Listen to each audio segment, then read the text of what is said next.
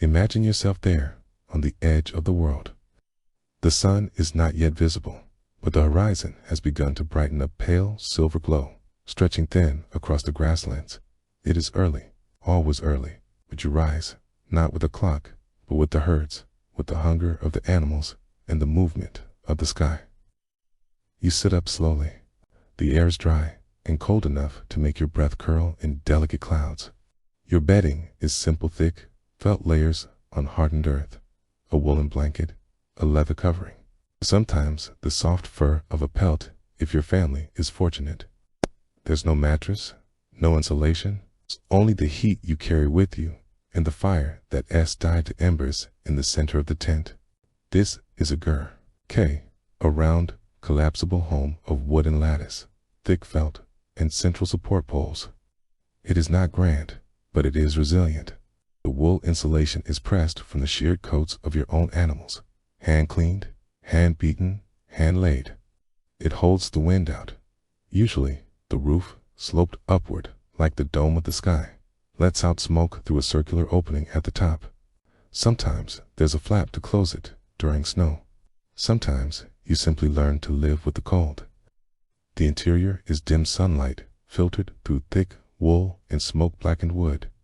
It smells of many things: dried dung, used as fuel, the sweat of animals, the leather of saddles, the sour tang of fermented milk. It is not unpleasant, only unfamiliar. There's comfort in it, to those who know it. In the center is the fire pit. Always the fire. Everything in the grill revolves around it, not only for warmth, but for order. The layout is fixed by tradition.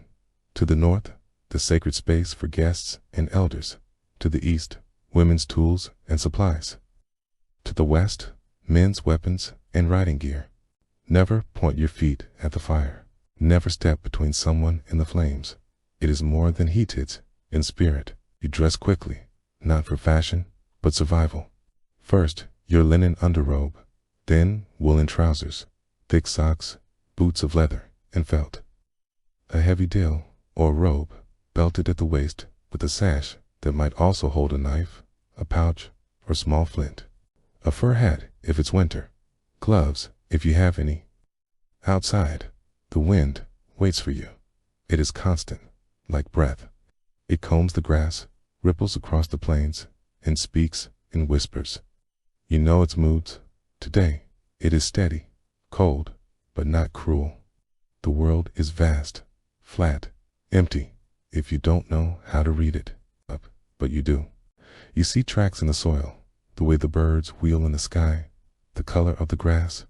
You know where the water is, where wolves roam, where your herds will drift if left alone. You check the animals. Your life depends on them. Sheep, goats, cattle, if you're lucky. A few shaggy, two-humped camels. Always horses your companions, your tools, your pride. You can ride before you walk steadily. Children learn to balance in the saddle like fish learn water. A good horse is more than transport. It is warmth, protection, and sometimes the only reason you eat. You ride out with your family. There is little ceremony. No fences, no barns. It's movement. You follow the animals. You listen for signs of distress, limp, a cough, the wrong kind of silence. If you miss it, a predator won't. Your work is constant, but never frantic. It's a rhythm. Milk the mares. Boil curds. Twist ropes from sinew. Watch the sky for storms. The pace of your day is set by the pace of the grass growing. Quiet, enduring, always just enough. Hunger is a quiet presence, not always acute, but familiar. Meals are often the same. It's dried meat, board-shaved, thin, and added to broth. Cheese, sometimes so hard you must suck on it for minutes before biting. Milk, sour and sharp. Tea, when available, with salt and butter. Fat is precious. It warms from the inside. In winter, every task doubles in difficulty.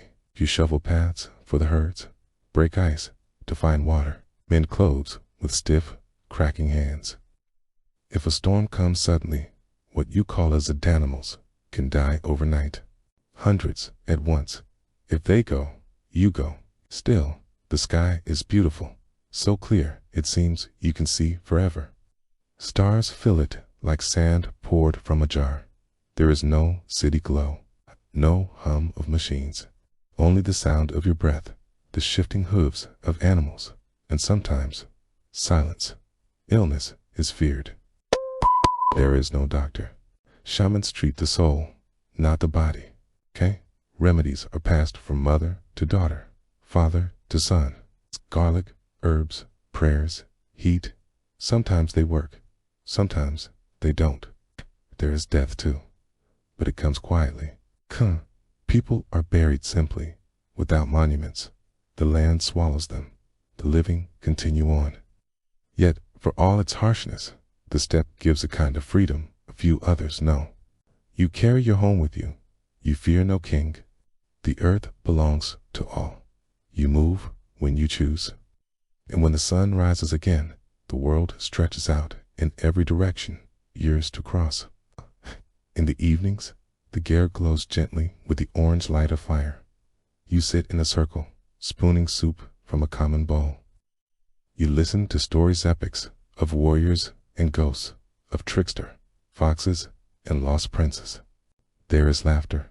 Sometimes music, played on a bowed string instrument made from horsehair. You feel the weariness in your limbs, but also a strange calm. Life is hard, but it is simple. And that is something rare. The fire dims. The animals settle. The wind hushes, and sleep comes, wrapped in wool and silence. You might not last a day in a Mongol gear, okay? But those who do carry the memory of the land in their bones long after they have left it. In the grand epics of Mongol conquest, the name that rises tallest is Genghis Khan. Yet, behind him, beneath the banners and thunderous hooves, moved a quieter figure, Subutai, less spoken of, less adorned in popular legend, but without whom the empire's reach might have faltered at the edge of the steppe. His was not the path of a prince or a warrior groomed from birth. Subutai was the son of a humble blacksmith. His early life was not spent in courts, but beside the forge, learning not the bow or sword, but the weight of metal, the shape of tools, the rhythm of function over glory. It was a life grounded in necessity. His family belonged to the Uriankai, forest dwellers and skilled craftsmen who lived on the margins of steppe society. Not outcasts, but not elite. One could vanish in the trees and be forgotten. Yet, even as a boy, Subutai looked beyond the trees. He left home to serve Temujin soon, to become Genghis Khan not through noble favor, but through recommendation. His older brother had already joined the Khan's growing band, and it was said that the younger brother, quiet and sharp-eyed, might serve well. So he did. He did not rise with shouts or declarations. Subutai climbed through patience, loyalty, and the one skill the Mongols prized above all, strategic clarity. He saw the land, not as wilderness, but as pattern. Not as obstacle, but as map. Over time, he became the Khan's chief military strategist. And when the time came for great campaigns, it was Subutai who drew the lines. What set him apart was not just brilliance, it was range. Most generals of the age mastered the battlefield before them. Subai mastered 10,000 miles of them. He led campaigns across rivers frozen solid, over the Carpathians, through Persian deserts, and deep into European forests. He commanded armies across the entire known world, often simultaneously, orchestrating movements across continents with a vision that seemed impossible for the time. The most famous of these was the campaign into Europe in the 1240s. Subutai directed an invasion that crushed Polish, Hungarian, and German forces in rapid succession. While others fixated on singular victories, Subutai wove them into a tapestry, each battle a stitch in the larger shape of conquest. At Mohi, on the plains of Hungary, he outflanked a vast coalition of knights and infantry, using the river itself as a trap. His troops crossed on portable bridges under cover of darkness. By morning, the European host was encircled. By nightfall, shattered, but Subbatai never ruled. He never saw thrones, hardly even spoke in council unless asked. While others gloried in battle, he studied, he adapted it. From the Chinese, he absorbed siegecraft. From the Persians, he learned to manage supply lines over hostile ground. From the Rus, he studied fortifications and terrain. He was the empire's memory as much as its blade. And yet, despite his genius, there were no grand palaces built for him, no statues carved. Subbatai returned, always, to the steppe. He died as he had lived, quietly. His final years were spent not in the glow of imperial favor, but in the shadow of succession disputes, politics, in the slow turning of the empire's wheel toward new hands. He left behind no book, no memoir. His victories were recorded by others, sometimes sparingly, often inaccurately. The West called him the general of the devil. The Mongols simply called him Begir hero. But that title, though impressive, does not capture the scope of his legacy. Subbutai's campaigns are still studied today, not only for their effectiveness, but for their sheer improbability. How could a man from the farthest reaches of the Eurasian steppe foresee, so precisely, the fall of fortified cities and mounted knights? How could he predict movements of enemy forces hundreds of miles apart, with no modern communication? The answer is found not in sorcery, but in discipline and observation. Kidding every campaign not as a stage for personal glory, but as a mechanism to be understood and improved. Skuha did not fight to prove himself. He fought to test the limits of what could be done. There is something both sobering and uninspiring in that. In a world where many conquerors shouted their names into eternity, Subbatai whispered his into the wind, and it carried farther. His story does not demand attention. It waits patiently, like the steppe itself, vast and quiet, holding secrets until someone cares enough to look. Now, as the dust of empire settles and the stars return to the sky, we leave the battlefield behind and turn toward something even older, buried deeper than memory. Let us descend now into the earth, where a mystery of the ancient world lies waiting beneath the sands of time, beneath the high passes of the Altai Mountains, where Mongolia blends into Siberia, Kazakhstan, and western China. The land folds into ancient silence. Here, the wind does not simply move. It remembers, pulls across the grasslands and needles through the large forests, stirring a cold stillness that has lingered for millennia. In this place, buried deep in the permafrost, lie the preserved remains of a forgotten people, scarcely known even to their descendants. They are not Mongols, nor Scythians, nor Turks precisely, though their blood would one day mingle with all three. Archaeologists call them the Pazyryk. The Pazyryk culture flourished over 2,000 years ago, long before Genghis Khan, before the Huns swept westward, before Rome rose to empire. And yet, their world feels eerily familiar, nomadic, equestrian, fierce, and bound to the rhythms of the steppe. Their burial sites, found high in the frozen ground, have opened a rare window into this ancient life, because the cold preserved everything: flesh, hair, textiles, even tattoos. These are not skeletal remains, but whole stories locked in ice. One of the most remarkable discoveries emerged in 1949. The tomb of a Pazyryk noblewoman is now famously referred to as the Ice Maiden. Slay curled on her side, as if in sleep, swathed in silken wool dyed with natural pigments that still retained color after 2,000 winters. Her scalp still bore a cascade of golden hair, elaborately braided. A skin, pale and desiccated, revealed vibrant tattoos of abstract animals: deer with twisting antlers, curling griffins. Not decoration, a language of myth. Achaia. She was buried with 6 horses, each adorned with elaborate harnesses, their manes trimmed with ceremonial precision. To the Pazyryk, the horse was not only transportation, it was a companion into the afterlife, a guardian. The saddles were decorated with felt geometric embroidery and bronze fittings, testifying to a culture that prized both utility and art. The burial mound itself, known as a kurgan, was constructed with care. Logs were laid in an interlocking pattern beneath stone to prevent collapse. Offerings of food, cosmetics, carved combs, and even cannabis were placed beside the deceased. Everything she might need for the next world. This was not a hasty interment, but a considered passage, a ritual act, and it was not unique. Other burials, including those of male warriors, have revealed similar richness. Warriors, clothed in Chinese silk, armor stitched from iron plates, and more of those vivid animal tattoos etched along arms and torsos in cobalt blue. The style suggests a belief system woven with animism where power came from the natural world. Spirits took the shape of stags, raptors, and wolves. But while these graves tell of wealth and skill, they also raise questions. Why were these people buried so far from major settlements? What events led to such reverence and death? And what, if anything, remains of them in the bloodlines and beliefs of the region?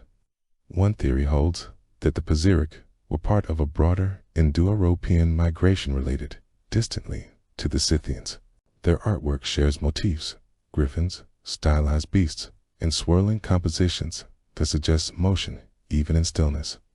Others propose a blending of Eastern and Western traditions raised in crossroads, where local customs and foreign textiles met in the hands of nomadic artisans. The permafrost preserved their beauty, but also their ambiguity. And yet, it is perhaps the most mundane aspects that feel most human. The comb left with a woman to tend her hair beyond death, the mended seams on a robe, a bowl of millet, a wooden ladle carved with care. These people, long lost to history, prepared not just for glory in the afterlife, but for continuity, for routines and rituals, for familiarity, for comfort, a taste. There's a tenderness in that, a recognition that even in death, one might still rise, comb their hair, mount their horse, and ride across the plain once more. Modern descendants in the region Kozak herders, Tovin, shamans, Mongol elders sometimes claim an ancestral memory of these ancient ones. Their tales may not name the Pazyryk, but they speak of burial mounds, of sacred hills, of travelers who do not truly die, but ride into mist. In some traditions, the soul does not indeed simply returns to the earth until called again. The mystery of the Pazyryk is not in their disappearance. It is in how close they feel, preserved not only in ice, but in echoes. Their tools, their horses, their tattoo signatures left in the margins of the steppe, and beneath the weight of centuries, their silence speaks still. As the frost closes in and the ancient soil returns to stillness, we turn now to a final contrast. From the harsh necessity of common lives and the ruthless pragmatism of commanders, let us look to those whose days were not ruled by hunger or frost. Let us walk, at last, into the tent of privilege. Among the Mongols, even greatness began with dust. Genghis Khan himself was born into poverty's family outcast, his early life marked by hunger and fear. Yet, from this uncertain beginning, arose a ruling class unlike any the steppe had known before. When the Mongol Empire expanded beyond the limits of sight and into the corners of the world, its elites came to enjoy lives markedly different from those in the wind-scoured gairs of the open plain. To be among the Nakir, the inner circle of trusted companions, born into the lineage of the golden lineage, was to live in a world veiled with luxury. But even here, the rhythms of the steppe were never wholly forgotten. Their dwellings were still gairs, but larger, sometimes enormous. One contemporary chronicler, the Persian historian Juvain, described royal tents so vast they required dozens of carts to transport and hundreds of men to assemble. The Khan's own Orduhis mobile court was not a palace in stone, but a city on wheels. It rolled across the land like a tide, complete with administrators, record keepers, craftsmen, astrologers, and guards. Silk draped the interiors, gold thread stitched the tapestries. The finest wares of China and Persia lacquer, porcelain, carved, ivory-adorned tables made of sandalwood and cedar. Their meals, too, were transformed, while common herders boiled their borts and stirred cheese into salted tea. The nobility dined on wheat noodles, spiced lamb, steamed dumplings, and fruit preserved in honey. Chinese chefs were sometimes taken into service during campaigns and made to prepare elaborate banquets for the Khan and his retinue. Wine flowed, though kuma-fermented mare's milk remained a constant, its sour effervescence still a taste of home. Clothing marked rank as clearly as any title. Nobles wore robes of brocade, lined in sable and ermine, with boots embroidered in patterns reflecting distant workshops. A single cloak might require months of laborious dyes imported, its buttons shaped from coral or jet. Their belts, always a symbol of power, were cast in silver and sometimes studded with turquoise or amber. And yet, these trappings were not entirely decadent. Even a prince could ride, shoot, and sleep in the open if needed. The culture did not entirely soften. Mongol nobility were expected to maintain martial skills. Women, too, especially of high birth, commanded respect. The daughters of Khans could manage entire camps, oversee diplomacy, even command troops. One such figure, Trajin Khatun, ruled the empire as regent following the death of her husband, Gadai Khan. From within the veil of court ritual, she moved armies and shaped policies that would echo for decades. The Mongol elite were paradoxical. They lived in tents, yet ruled over cities of marble. They had no alphabet of their own at first, yet governed through Persian bureaucrats, Chinese scribes, and Uyghur clerks. Their laws were spoken before they were written, but they held to a strict codiasm handed down in secrecy and preserved in the minds of trusted men. Perhaps the most curious trait of Mongol aristocracy was how willingly it absorbed the customs of the lands it conquered. In the Yuan court of Kublai Khan, Mongol princes practiced Chinese court etiquette, consulted Confucian scholars, and issued edicts in classical Chinese. In Persia, the Ilkhanate rulers adopted Islam, wore Persian robes, and built palaces in Tabriz and Sultania. Across the empire, Mongol nobility transformed, never fully native, never fully foreign. Their identities were braided like the cords of their tents, strong, flexible, and always tied to the past. But this high station came with dangers. Succession disputes were fierce. Brothers betrayed brothers. Cousins plotted in quiet. A fall from grace could mean exile to the empty steppes, or a visit from the imperial executioner. Titles changed swiftly. Fortune was mobile, just like the court. Even within the orju, alliances shifted with the wind. A friend today could be a rival tomorrow. And beneath the silks and silver lay a core of hardened pragmatism. No empire grows without teeth. Still, within this turbulence, there were moments of refinement. Poetry was composed. Music played on the Morin Kurther horsehead. Fiddle filled the night with long, haunting melodies. Astrologers tracked the stars, calculating omens. Foreign dignitaries brought gift cellophans from India, jewels from the Caucasus, maps from Europe. There was learning, art, experimentation. In the Mongol elite's world, war and wisdom often rode in the same saddle. Evenings in the royal greer were quieter than one might expect. After the feasting, after the deliberations, after the flickering of lamps and murmur of guards outside, there was stillness. A princess might trace the embroidery of her robe, thinking of distant lands. A prince might hold a scroll by candlelight, reading words penned by a scholar far from the steppe. The great Khan himself, wrapped in furs, might sit beside the central hearth, watching the flames reflect in a gilded cup, saying nothing. Because, despite all the splendor, the bones of this life were the same: wind, fire, horse, sky. The empire was vast, but the gear still turned around the hearth. Even emperors slept beneath felt, drank mare's milk, and dreamed of the grasslands.